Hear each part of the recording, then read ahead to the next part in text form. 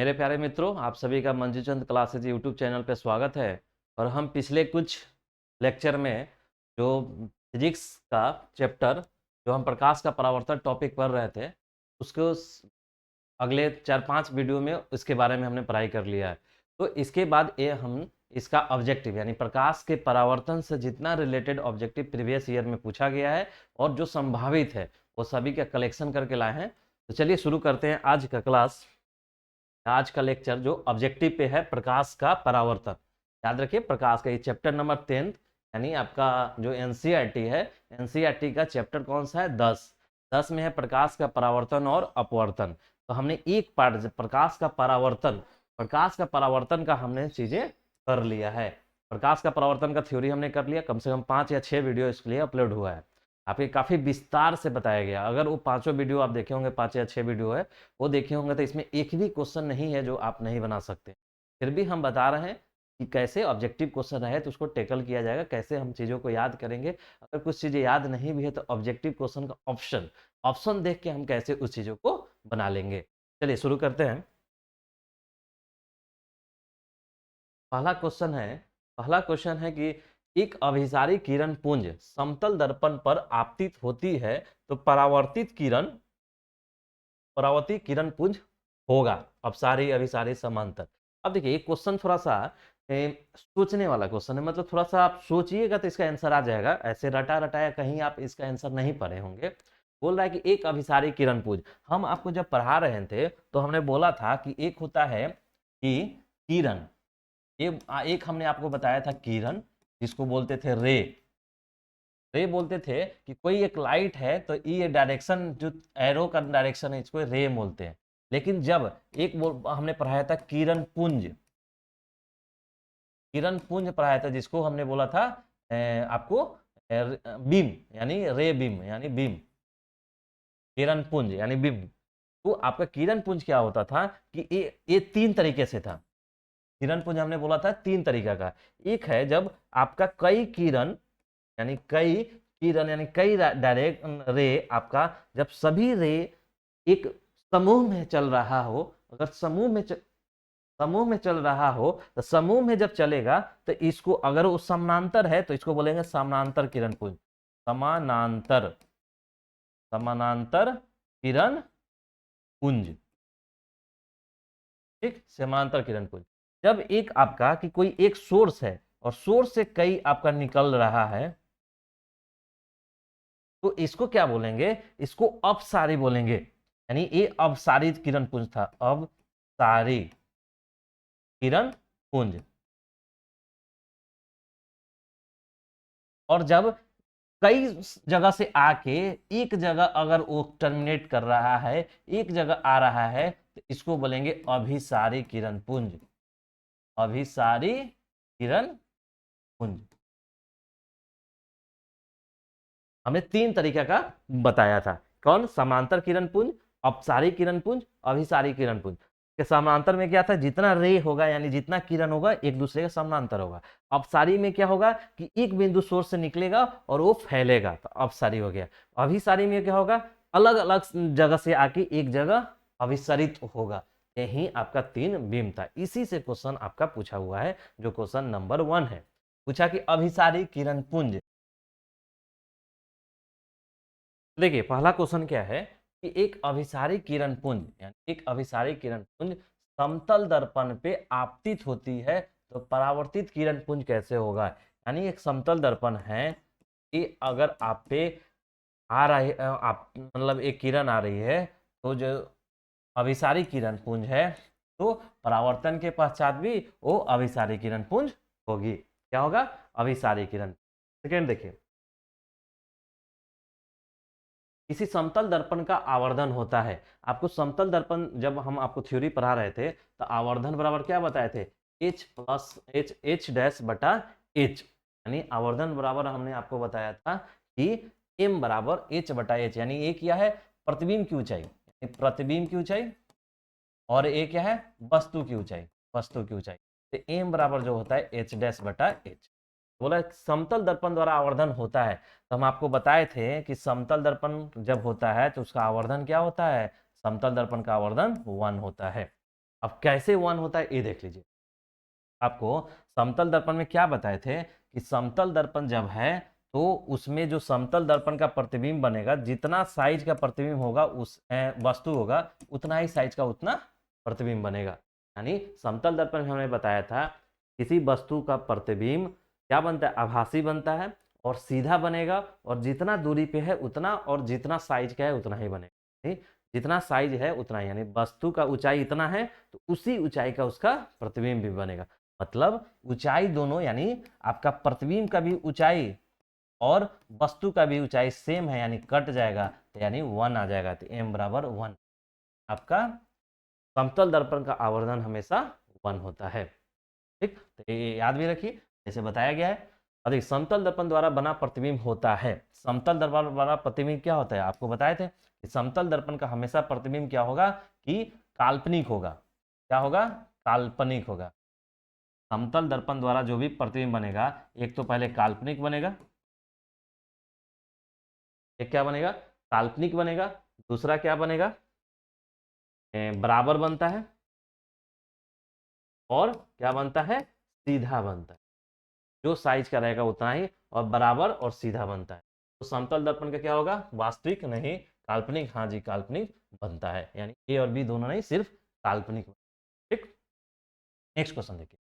दर्पण के सामने किसी भी दूरी पर स्थित वस्तु का प्रतिबिंब सीधा प्रतीत होता है तो वह दर्पण कौन सा है।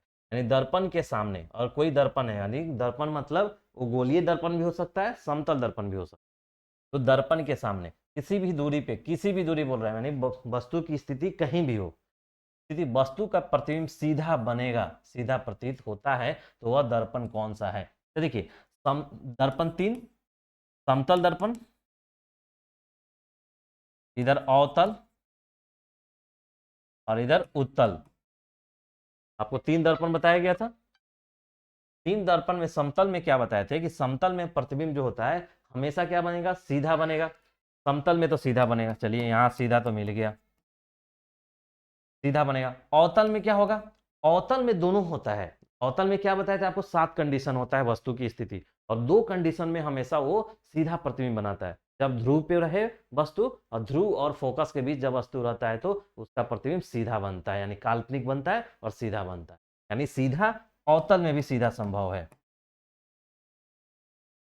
सीधा यहां भी संभव है। ठीक, उत्तल में देखिए, उत्तल में क्या है, उत्तल में भी सीधा बनता है, यहां भी सीधा बनता है। उत्तल में 3 कंडीशन और तीनों कंडीशन में सीधा बनता है। ठीक, तो अब समतल दर्पण में किसी भी कहीं भी रहिए सीधा ही बनेगा। तो देखिए पूछ रहा है दर्पण के सामने किसी भी दूरी पे स्थित, यहां पे बोल दिया किसी भी दूरी पे रहेगा, यानी हमेशा, किसी भी दूरी पे रहेगा हमेशा सीधा बनना चाहिए। तो हमेशा सीधा कहाँ बनता है, एक तो यहाँ पे किसी भी दूरी पे रहेगा सीधा बनेगा, और उत्तल में किसी भी दूरी पे रहेगा सीधा बनेगा।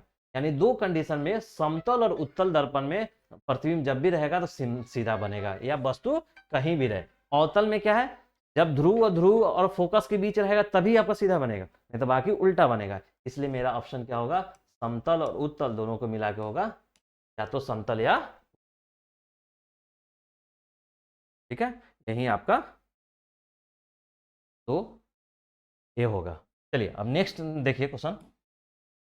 प्रकाश की किरण गमन करती है, तो आपको हम प्रकाश जब पढ़ा रहे थे, प्रकाश और प्रकाश की विशेषता, प्रकाश की विशेषता में पहला ही बताया था कि प्रकाश हमेशा सीधी रेखा में गमन करती है, सीधी रेखा में गमन करती है, यानी सीधी रेखा में, टेढ़ी मेढ़ी नहीं, किसी भी दिशा में नहीं, सीधी रेखा में गमन करती है। प्रकाश की विशेषता जब पढ़ा रहे थे तो बताए थे।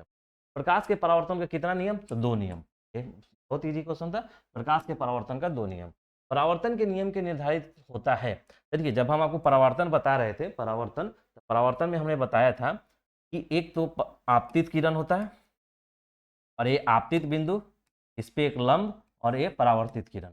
ठीक, तो जो ये एंगल आपतित आपतित होगा, आपतित किरण, और ये परावर्तित परावर्तित किरण, तो परावर्तन के दूसरा नियम से एंगल आई बराबर एंगल आर होता है, यानी आपतन कोण, यानी आपतन कोण और बराबर ठीक है परावर्तन कोण, परावर्तन कोण क्या हो गया, आपतन कोण और परावर्तन कोण बराबर होता है। तो देखिए इसमें आपतन कोण परावर्तन क्या, आपतन कोण परावर्तन कोण ऑप्शन हो गया। परावर्तन कोण अपवर्तन कोण नहीं, अपवर्तन तो नेक्स्ट चैप्टर में पढ़ना है। आपतन कोण विचलन कोण नहीं, सिर्फ आपतन कोण और परावर्तन कोण। प्रकाश तरंग उदाहरण, जब प्रकाश की विशेषता पढ़ा रहे थे उसमें कई विशेषता बताए थे। उसमें एक तो सीधी रेखा में गमन करता है, दूसरा कि विद्युत चुंबकीय तरंग है। प्रकाश क्या है, विद्युत चुंबकीय तरंग है, ध्वनि तरंग नहीं, परावैंगनी तरंग नहीं।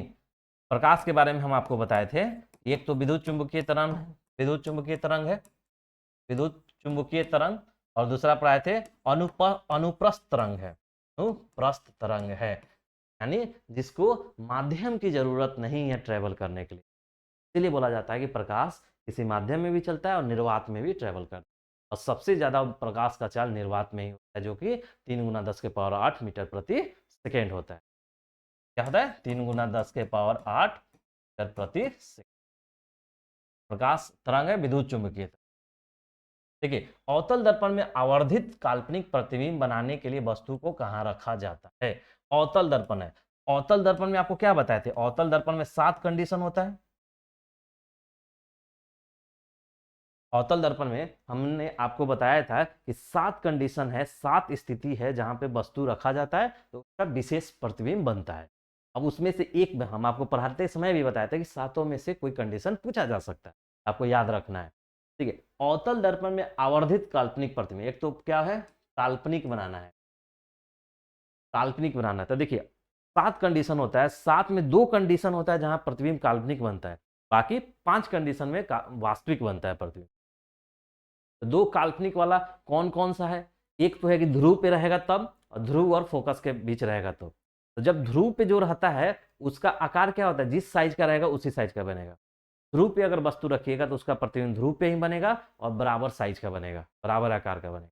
जबकि ध्रुव पे रहेगा, यहाँ रहेगा तब यहीं बनेगा। जबकि ध्रुव और इसके इसके बीच में रहेगा, तो इसके बीच में रहेगा तो इधर इधर बन रहा था प्रतिबिंब आपको, तो इसके और इसके बीच रहेगा तो काल्पनिक बनता है, सीधा बनता है और बड़ा बनता है। ये बड़ा बनता है, बड़ा बनता है यानी आवर्धित बनता है, मैग्नीफाइड होके बनता है।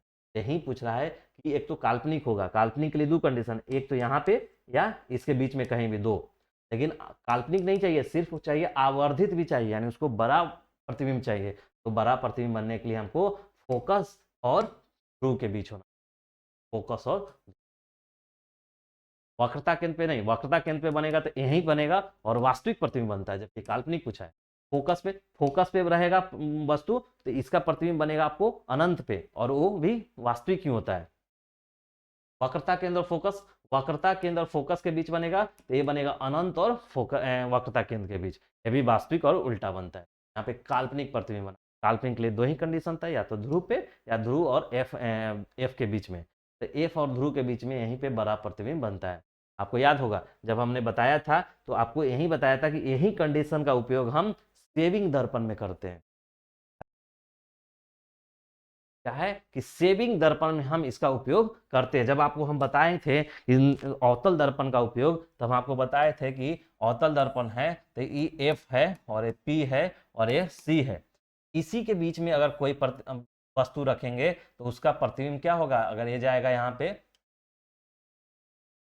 यहाँ से टकराएगा और यहाँ टकराएगा तो ये इधर आएगा, और आपका एक यहाँ से टकराएगा तो यहाँ से इधर चला जाएगा, एक इधर इधर डॉट करेंगे और सी से फिर जाएगा यहाँ पे, तो इधर जाएगा तो फिर इधर डॉट डॉट करेंगे तो यहाँ पे आपका प्रतिबिंब बनता था, यानी एक काल्पनिक बनता था। तो वही केस में पूछ रहा है कि आपका आवर्धित और काल्पनिक कब बनेगा, जब आपको पी और एफ के बीच में आपको रखेंगे। नेक्स्ट क्वेश्चन देखिए, किसी दर्पण की फोकस दूरी चिन्हों की परिपाटी के अनुसार ऋणात्मक मानी जाती है। जब फोकस दूरी पढ़ा रहे थे तो आपको हम बताए थे कि अवतल दर्पण पी होता है, यहाँ एफ होता है, यहाँ पे आपका सी होता है, तो ध्रुव के इधर जो भी होता है उसका हम साइन क्या लेते थे, माइनस में, यानी यहाँ से यहाँ दूरी जो होगा फोकस दूरी माइनस एफ, यहाँ से यहाँ आर होगा तो माइनस आर, ये अवतल के केस में अवतल दर्पण है तब। जबकि उत्तल दर्पण अगर रहता है तो उत्तल दर्पण ए पी तो होता है, यहाँ एफ होता है, यहाँ सी होता है, तो उत्तल दर्पण के केस में यहाँ से यहाँ एफ होता है तो पॉजिटिव होगा, और यहाँ से यहाँ आर होता है तो पॉजिटिव यानी धनात्मक होता है। तो आपसे पूछ रहा है किस दर्पण की फोकस दूरी चिन्हों परिपाटी के अनुसार ऋणात्मक मानी जाती है। तो ऋणात्मक किसका माना जाएगा? आपका अवतल दर्पण का। क्या अवतल? समतल का नहीं। समतल दर्पण की फोकस दूरी क्या होता है? समतल दर्पण की फोकस दूरी अनंत होता है। अवतल दर्पण हाँ।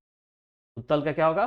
धनात्मक होगा। उत्तल का धनात्मक होगा, क्योंकि पी से इधर कोई भी अगर पी मूल बिंदु मानते हैं तो मूल बिंदु के इधर क्या होता है? एक्स पॉजिटिव एक्सिस होता है, तो इधर सारा पॉजिटिव, इधर के वाले डिस्टेंस सारा निगेटिव मान। अब देखिए निम्नलिखित में किस दर्पण द्वारा किसी वस्तु का आभासी प्रतिबिंब बनता है? तो किस दर्पण द्वारा किसी वस्तु का आभासी प्रतिबिंब बनेगा? तो देखिए दर्पण क्या है? तीन है। समतल दर्पण, उत्तल दर्पण और अवतल दर्पण। यही तीन क्या? यही तीन आपका दर्पण है। दर्पण अब पूछ रहा है कि निम्नलिखित में किस दर्पण द्वारा किसी वस्तु का आभासी प्रतिबिंब, तो यहाँ पे क्या बनता है? हाँ आभासी बनता है। आभासी बनता है यानी काल्पनिक। उत्तल दर्पण में तीन कंडीशन होता है वस्तु की स्थिति का, और तीनों कंडीशन में आभासी प्रतिबिंब बनता है। आभासी सीधा बनता है, ठीक है, तो आभासी यहाँ बनी बना। अवतल दर्पण में 7 कंडीशन होता है वस्तु का। 7 कंडीशन में 2 ऐसा कंडीशन है जो ध्रुव और एफ के बीच में, वहां पे आभासी प्रतिबिंब बनता है, यानी यहाँ भी आभासी प्रतिबिंब संभव है 2 कंडीशन में। 5 कंडीशन में वास्तविक बनता है। पूछ रहा है किस दर्पण द्वारा किसी वस्तु का आभासी प्रतिबिंब बनता है? तो आभासी प्रतिबिंब सर जी तीनों में बनेगा। तो देखिए समतल दर्पण हाँ बनेगा, उत्तल दर्पण हाँ बनेगा, अवतल दर्पण हाँ बनेगा, इनमें से सभी हाँ सभी। इसमें कोई विशेष स्थिति आपका नहीं बताया, बोला कि कौन कौन सा दर्पण है जिसमें आभासी प्रतिबिंब बन जाएगा। हाँ जी तीनों में आभासी प्रतिबिंब बनता है। ठीक है, मेरा ऑप्शन ऑल ऑफ दी। किसी गोलीय दर्पण की फोकस दूरी प्लस 20 सेंटीमीटर है तो गोलीय दर्पण किस प्रकार का होगा? तो देखिए ये फोकस दूरी यानी एफ है, एफ है आपका पॉजिटिव 20। किस दर्पण का फोकस दूरी आपका धनात्मक होता है? तो आप देखिए समतल दर्पण का क्या होगा? अगर समतल दर्पण है तो इसका फोकस दूरी इन्फिनिटी अनंत इन्फिनिटी होता है। इस अगर अवतल दर्पण है, अवतल दर्पण नहीं भी अगर याद है तो आप एक फोटो बना लीजिए। अवतल दर्पण का यहाँ पी होता है, यहाँ एफ होता है और यहाँ सी होता है। ये पी को ओरिजिन मानते हैं तो ओरिजिन के इधर वाला चीज माइनस एक्सिस यानी माइनस में, यानी माइनस एफ होगा। और जबकि वहीं आपका दर्पण उत्तल है, उत्तल है तो इधर एफ होता है, इधर सी होता है, और ई ओरिजिन है तो इधर जाएंगे तो पॉजिटिव में, तब पॉजिटिव एफ होगा। यानी उत्तल के लिए पॉजिटिव एफ होगा और आपका अवतल के लिए निगेटिव होगा। तो पॉजिटिव किसका होता है? अवतल उत्तल के लिए। तो उत्तल देखिए अवतल के लिए निगेटिव होता है, तो अवतल नहीं। सिर्फ उत्तल दर्पण है जिसका फोकस दूरी प्लस में होता है, इसलिए +20 संभव है। नेक्स्ट क्वेश्चन देखिए निम्नलिखित में से एक दर्पण सूत्र कौन है? आपको जब दर्पण सूत्र पढ़ा रहे थे 1/v + 1/u बराबर 1/f का ये दर्पण सूत्र, v + 1/u बराबर 1/f। इस दर्पण में दूर की वस्तु का प्रतिबिंब सदैव सीधा बनेगा। इस दर्पण में दूर की वस्तु का प्रतिबिंब सदैव सीधा बनता है। कौन सा आपका दर्पण में दूर की वस्तु का प्रतिबिंब सदैव सीधा बनेगा? ठीक है, तो वो देखिए वो अवतल दर्पण, अवतल दर्पण में दूर की वस्तु का, दूर यानी अनंत पे है, तो अनंत पे है तो आप देखते हैं कि अवतल दर्पण में अनंत पे भी वस्तु है तो फोकस पे बनता है, फोकस पे बनता है और वो सीधा आपका उल्टा बनता है। तो इसलिए सदैव सीधा बनेगा, तो अवतल दर्पण तो नहीं होगा।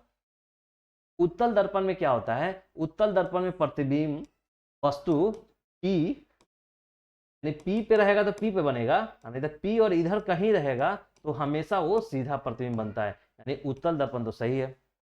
समतल दर्पण में सीधा प्रतिबिंब बनता है, हाँ समतल दर्पण में सीधा प्रतिबिंब बनेगा, यानी कि इस दर्पण में दूर की वस्तु का प्रतिबिंब सदैव सीधा बनेगा, तो समतल अथवा उत्तल। यानी समतल दर्पण भी कहीं कितना ही दूर है अगर उसके रेंज में है तो उसका प्रतिबिंब हमेशा सीधा बनाता है। उत्तल दर्पण भी आपका सीधा बनाता है, यानी दोनों या तो समतल दर्पण या उत्तल दर्पण में आपका सीधा प्रतिबिंब। नेक्स्ट क्वेश्चन देखिए गोलीय दर्पण परावर्तक पृष्ठ की वृत्ताकार सीमा रेखा का व्यास कहलाता है।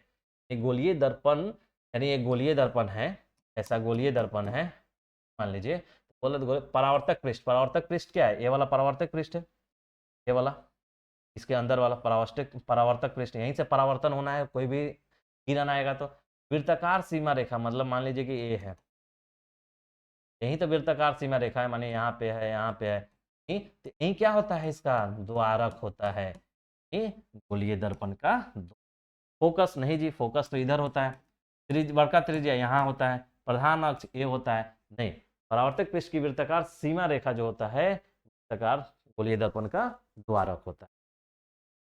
नेक्स्ट क्वेश्चन देखिए, अवतल दर्पण की फोकस दूरी क्या होता है, अवतल दर्पण यानी ऐसे, नहीं भी याद है तब फिगर बना लीजिए, इधर एफ होता है, इधर सी होता है, और इधर इधर से, यानी इसको ओरिजिन मानना है, ओरिजिन के इधर क्या होता है, निगेटिव में सब चीज, और इधर पॉजिटिव में होता है, चूंकि एफ इधर है इसलिए माइनस एफ। फोकस दूरी, अवतल दर्पण की फोकस दूरी क्या होता है, माइनस, यानी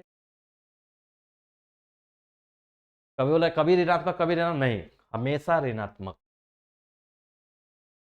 किस दर्पण से हमेशा वस्तु से छोटा प्रतिबिंब बनेगा, किस दर्पण से हमेशा वस्तु से छोटा प्रतिबिंब बनेगा। अब देखिए, किस दर्पण से हमेशा वस्तु की छोटी, यानी कोई भी वस्तु का स्थिति हो हमेशा छोटा प्रतिबिंब ही बनेगा।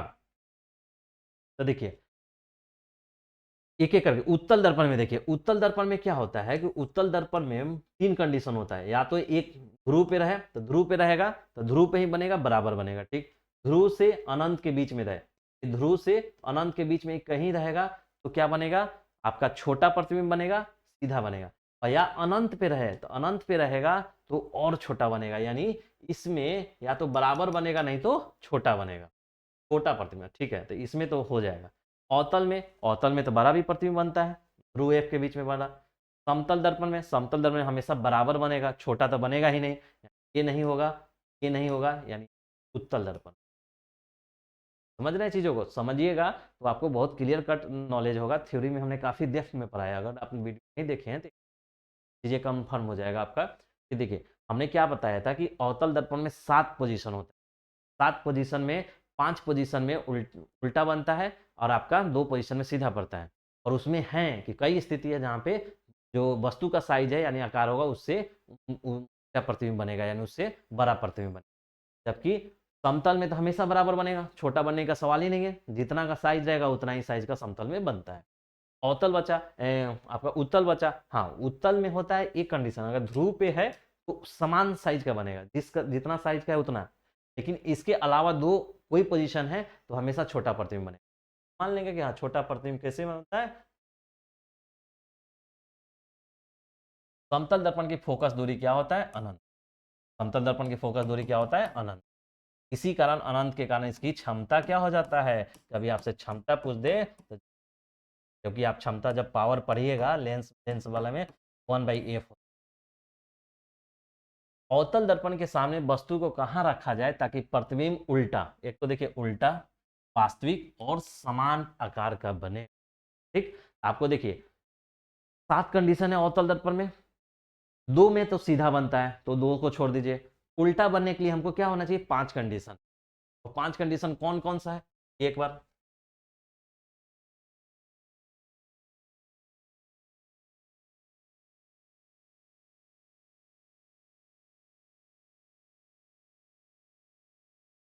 ई है, एफ है, एस सी है, ठीक है, दिख रहा है।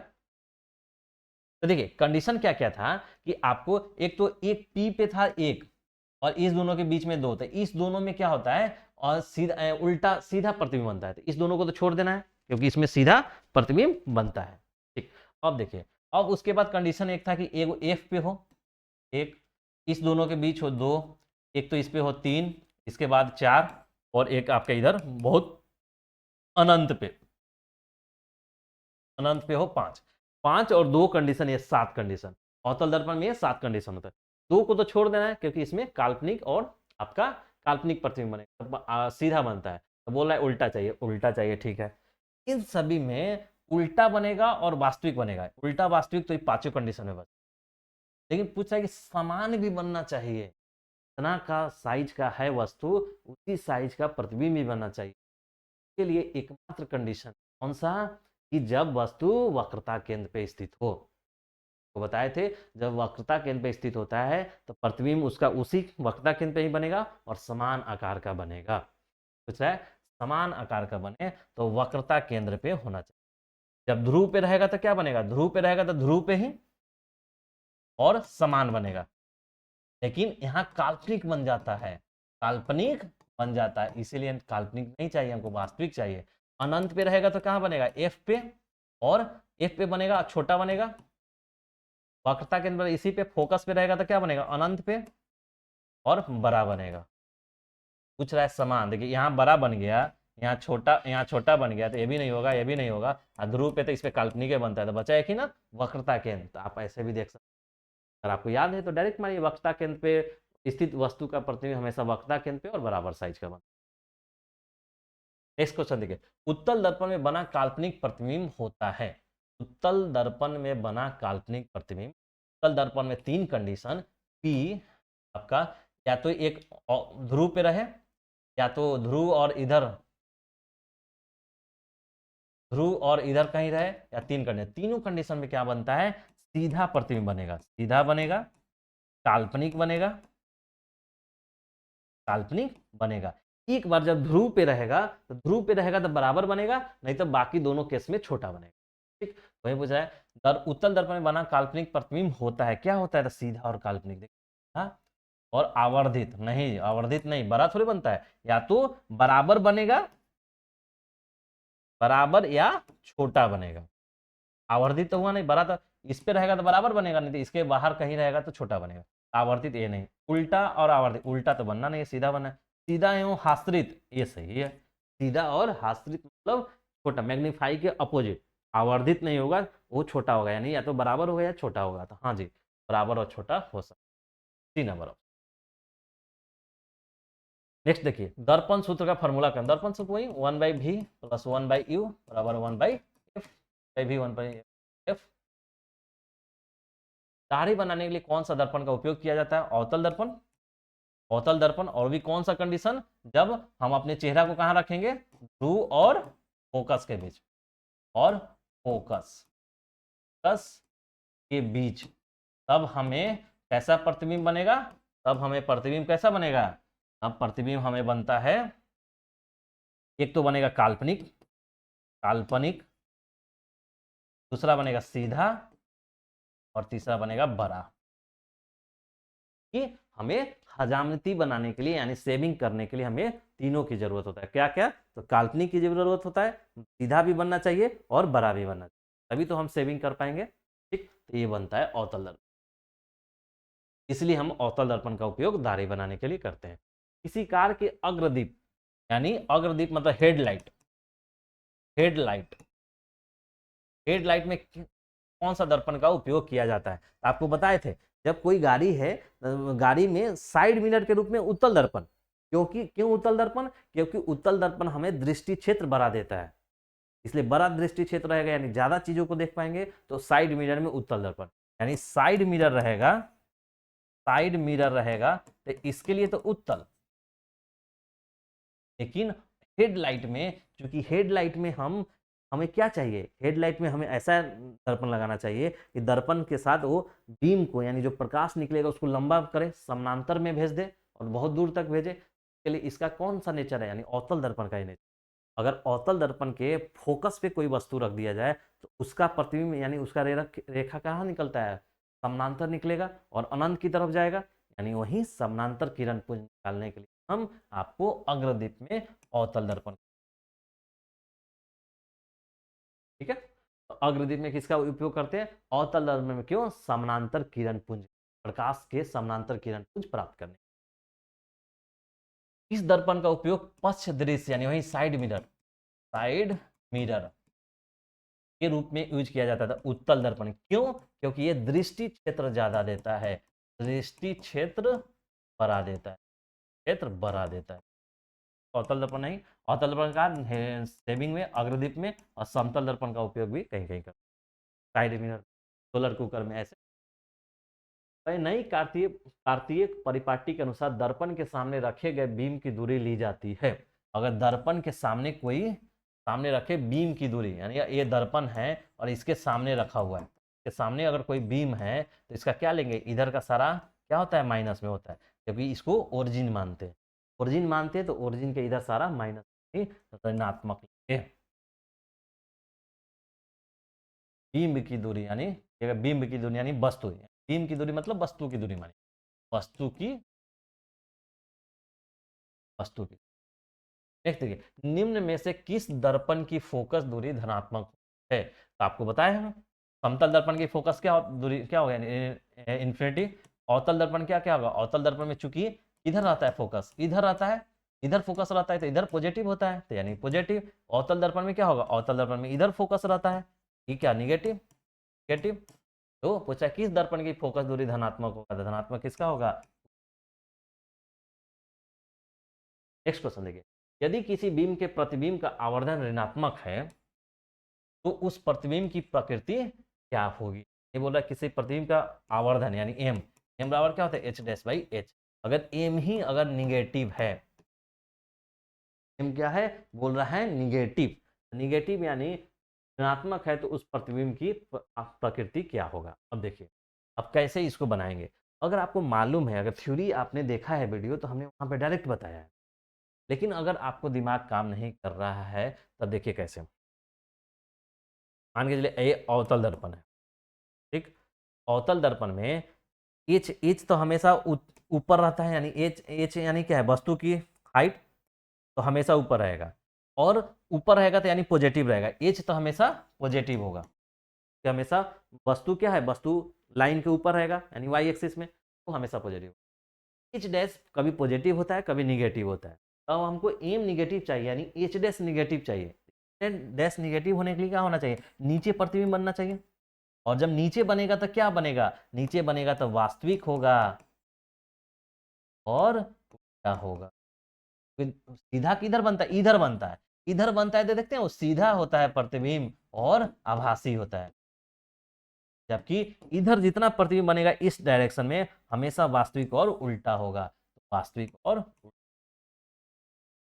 क्या होगा, वास्तविक और उल्टा। ऐसे भी हम आपको आवर्धन पढ़ा रहे थे तो आवर्धन में हमने नोट में करके लिखवा दिया है आपको ये सब चीजें कि जब एम निगेटिव होगा तो निगेटिव होगा तो वास्तविक और उल्टा, ठीक है।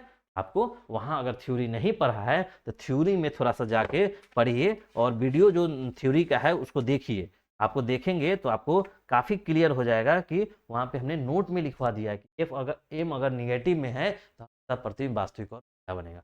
और भाई जो आपको याद नहीं कर पा रहे हैं या याद नहीं होता है तो थोड़ा समझ लीजिए, इसको निगेटिव होने के लिए क्या होना, एच तो हमेशा पॉजिटिव होता है क्योंकि ये वस्तु की ऊंचाई है, वस्तु हमेशा मुख्य अक्ष के ऊपर रहेगा, तो मुख्य अक्ष के ऊपर वाले को क्या बोलते, हमेशा वाई एक्सिस होता है, तो वाई पॉजिटिव एक्सिस है, पॉजिटिव रहेगा। अब इसको निगेटिव होने के लिए इसी को तो निगेटिव होना पड़ेगा, इसको निगेटिव होने के लिए इस दर्पण से नीचे प्रतिबिंब बनना होगा, जब दर्पण से एक तो लेफ्ट साइड में, लेफ्ट साइड में नीचे बनना होगा तो उल्टा प्रतिबिंब बनेगा और वो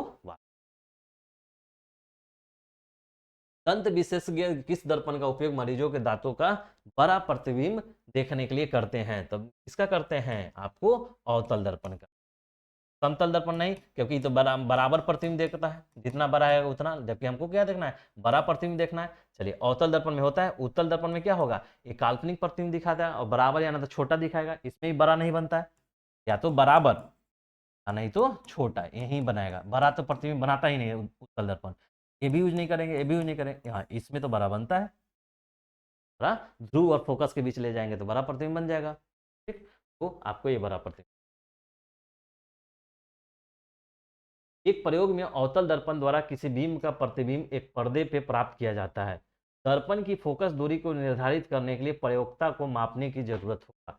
ये बहुत ही ब्यूटीफुल क्वेश्चन, जिस साल 2018 में पूछा गया था, लेकिन बहुत अच्छा क्वेश्चन था, थोड़ा सा प्रायोगिक था, मतलब जो प्रैक्टिकल करते थे उसमें बेस्ट क्वेश्चन था, क्वेश्चन हार्ड नहीं था, बस क्वेश्चन था कि अंडरस्टैंडिंग का, थोड़ा आईक्यू लेवल का यूज करना था इसको। कैसे देखिए, बोल रहा है कि एक प्रयोग हमने किया अवतल दर्पण के केस के लिए, यानी अवतल दर्पण,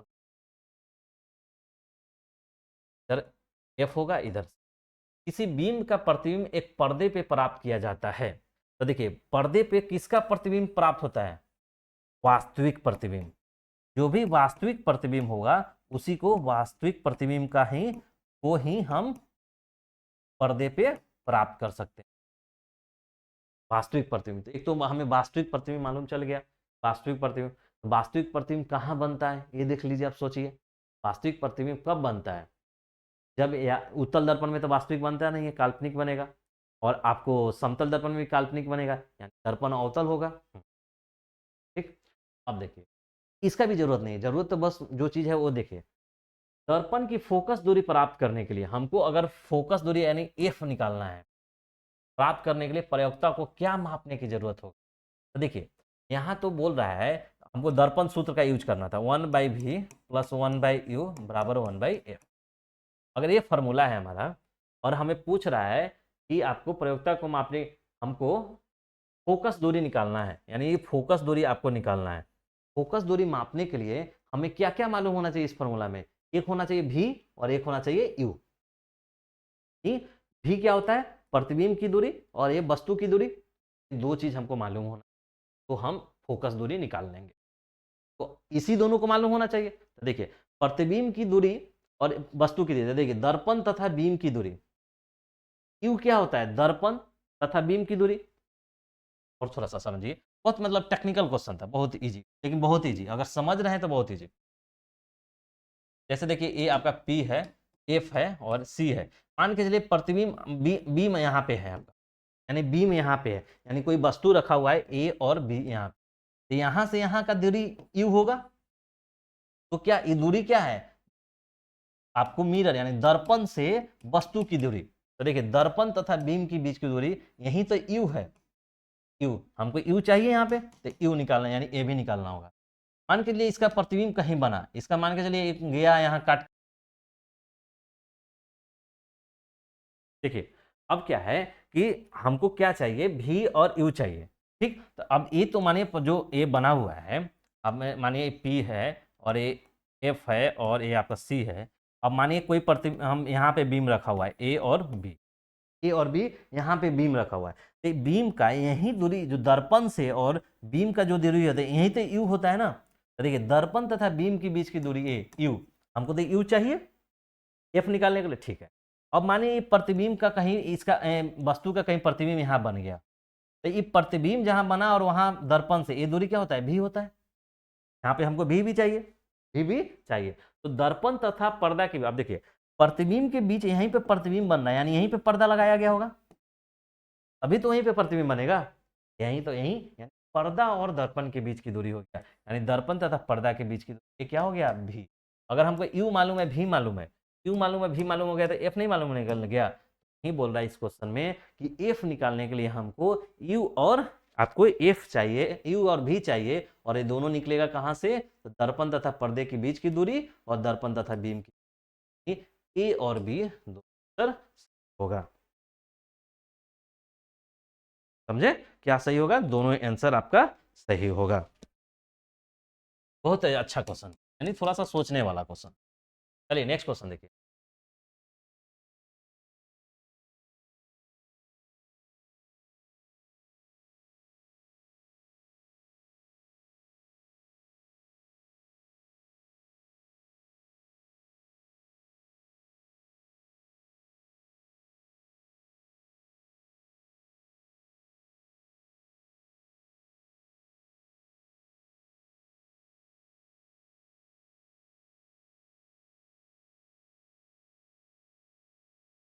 देखिए इसका आंसर क्या हो गया? ए और बी दोनों आंसर हो गया इसका। ठीक,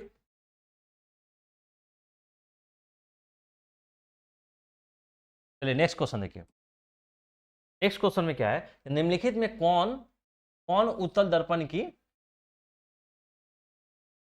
कौन उत्तल दर्पण की फोकस दूरी है जिसकी वक्रता त्रिज्या 32 सेंटीमीटर है? निम्नलिखित कौन उत्तल दर्पण है? तो उत्तल दर्पण है, यानी उत्तल दर्पण में फोकस दूरी क्या होता है?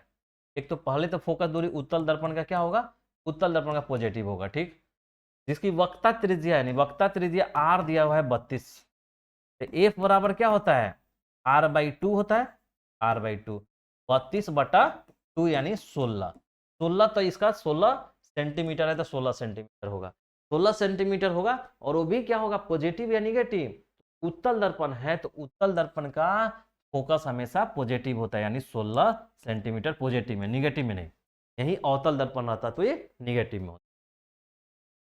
नेक्स्ट क्वेश्चन, हजामत के लिए किस दर्पण का उपयोग किया जाता है? ऑब्वियस बात है अवतल दर्पण का, और वो भी कौन सा कंडीशन, जब चेहरा को कहां रखना होगा, ध्रुव और फोकस के बीच। ध्रुव और फोकस के बीच जैसे ही रखिएगा तो हमारा तीन तरीका होगा, ये तो प्रतिबिंब सीधा बनेगा, एक काल्पनिक बनेगा और बड़ा बनेगा, यानी आवर्धित बनेगा, यानी मैग्निफाइड बनेगा। ठीक, उत्तल दर्पण नहीं, उत्तल दर्पण का यूज कहां करते हैं, तो उत्तल दर्पण का यूज हम साइड मिरर में करते हैं। समतल दर्पण का यूज फेस देखने में, यानी फेस मिरर, यानी चेहरा देखने वाला दर्पण में हम इसका उपयोग करते हैं। नेक्स्ट देखिए, काल्पनिक प्रतिबिंब होता है। काल्पनिक प्रतिबिंब क्या होता है? तो देखिए, काल्पनिक प्रतिबिंब सीधा होगा या उल्टा। आपको हमेशा हम जब टेबल बताए थे कि दर्पण में जो बनता है, तो हमेशा आपको बताए थे कि देखिए सीधा, आभासी प्रतिबिंब हमेशा सीधा बनता है। आभासी प्रतिबिंब है, आभासी जो प्रतिबिंब बनता है वो हमेशा क्या होगा, सीधा होगा, हमेशा सीधा होता है। जबकि वास्तविक प्रतिबिंब है, अगर वास्तविक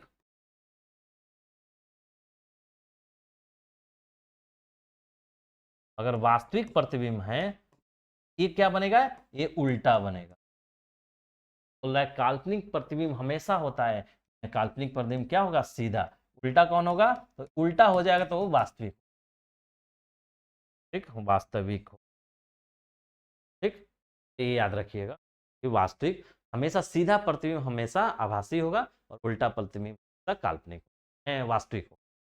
गोलीय दर्पण के फोक्सांतर यानी एफ एवं वक्ता त्रिज्या यानी आर के बीच का संबंध क्या है? हमेशा आपको बताया गया है कि जो आर होता है 2f के बराबर होता है, यानी f बराबर आर बाई टू, एफ बराबर आर बाई टू, एफ बराबर आर बाई टू। देखिए एफ बराबर आर बाई टू नहीं, ये तो नहीं है, आर बराबर एफ बाई टू ना, एफ बराबर आर बाई फोर नहीं, एफ बराबर आर नहीं, आर बराबर टू एफ, यानी आर बराबर टू एफ, यानी ठीक। तो ये देखिए, इसको रटने की जरूरत नहीं है। इसको रटने की जरूरत क्यों नहीं है, क्योंकि देखिए आप किसी एक दर्पण देख लीजिए, यानी मान लीजिए कि ये आपका उत्तल दर्पण है, यहाँ एफ होता था, यहाँ सी होता था। आपको क्या बताए थे कि यहाँ से यहाँ का डिस्टेंस क्या होता था, यहाँ से यहाँ का डिस्टेंस आर होता था, और यहाँ से यहाँ का डिस्टेंस एफ होता था। जबकि ये एफ हुआ तो ये भी एफ होता था, यहाँ से डिस्टेंस, यानी आर बराबर क्या था, 2f, आर बराबर 2f था। तो f बराबर क्या हो जाता, आर बाई, या तो कहीं ऐसा दिया रहेगा, नहीं तो कैसे ऐसा दिया रहेगा। देखिए यहाँ पे आर बराबर 2f दिया। तो क्या समझे, आपको रटने की जरूरत नहीं है, बस एक फिगर बना लीजिए, देख लीजिए कि हाँ भाई यहाँ से यहाँ तो f था, यहाँ से यहाँ r होता है, r होता है, और ए एफ और इस बी एफ दोनों f, यहाँ से यानी आप और यहाँ दो f के बराबर होता है। ए एफ होता है और इस दोनों, यानी ध्रुव से फोकस की दूरी f होता है, और f से फोकस से वक्रता केंद्र की दूरी भी f ही होता है, यानी r बराबर 2। नेक्स्ट क्वेश्चन देखिए, किसी बीम का अवतल दर्पण द्वारा बना प्रतिबिंब आभासी, सीधा तथा बड़ा पाया गया वस्तु की स्थिति कहाँ होनी चाहिए? यानी कि कोई बीम है, अवतल दर्पण में प्रतिबिंब बना रहा है, अवतल दर्पण है, आभासी बना है। तो अवतल दर्पण में आभासी कब बनता है, दो कंडीशन है, या तो प्रतिबिंब वस्तु ध्रुव पे हो, नहीं तो ध्रुव और फोकस के बीच। यही तो दो स्थिति है जहां पे वास्तविक आभासी प्रतिबिंब बनता है आपका अवतल दर्पण में। दो कंडीशन, आभासी हो, सीधा हो, सीधा तो होगा, आभासी होगा तो ऑब्वियस बात है सीधा हो, दोनों जुड़वा है, यानी ये दोनों चीजें जुड़वा है, यानी हमेशा जहां आभासी होगा वहां सीधा होगा, जहां काल्पनिक वास्तविक होगा वहां उल्टा होगा, तो ये चीज जुड़वा है। बड़ा प्रतिबिंब बनेगा जब ध्रुव पे रहता है, अगर वस्तु तो ध्रुव पे ही बनता है और बराबर बनता है, यानी वहां बड़ा बनने की गुंजाइश नहीं है। लेकिन अगर वहां बड़ा बनने की गुंजाइश नहीं है, किंतु जब बड़ा बनने के लिए क्या होना होता है, ध्रुव और फोकस के बीच होना चाहिए। देखिए ध्रुव और फोकस, दर्पण के ध्रुव और मुख्य फोकस के बीच, हाँ ये होता है। ठीक है, ये देखिए नेक्स्ट क्वेश्चन देखिए। ओके बा, थैंक यू। इसके साथ ही पूरा का पूरा आपका क्वेश्चन जो था आपका प्रकाश के परावर्तन से, वो सारा समाप्त हो गया ऑब्जेक्टिव। मैक्सिमम क्वेश्चन पूछे हुए गए थे, कुछ क्वेश्चन नए भी थे, तो आपको इस तरह से सबको कवर किया गया था कि आने वाले एग्जाम में भी आपको ये सब हेल्प करेगा। ठीक है, thank you for watching. Please like करें, शेयर करें, कमेंट करें, और आपको अपने दोस्तों को बताएं, निःशुल्क व्यवस्था है उनसे वो भी लाभ उठाएं। Thank you.